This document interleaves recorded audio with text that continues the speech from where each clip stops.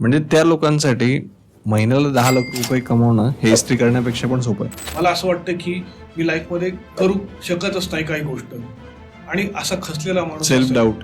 Self doubt असेल तर there is a good amount of possibility की त्या माणसाला पॅरालिसिस होईल. पॉझिटिव्ह बिलीफ्स आपल्या आत NLPच्या मदतीने आपण कसं हे करू शकतो, समजा प्लांट करू शकतो. आता जेव्हा तुम्ही म्हणता की मला सक्सेसफुल व्हायचं आहे, तेव्हा तुमच्याकडे काही इमेज सक्सेसची आहे का? आता जो गरीब माणूस असतो नॉर्मली, तो जास्त पैसे कमवायचा, श्रीमंत व्हायचा विचार करणं त्याला खूप जड जातं. तर हा जो बिलीफ आहे तो नॉर्मल मराठी माणसामध्ये किंवा मिडल क्लास माणसामध्ये कसं आपल्याला चेंज करता येईल? मनी ॲज अन एनर्जी अशी असते की ती जेवढी तुम्ही फ्लोमध्ये आणाल तेवढी ती वाढत जाते.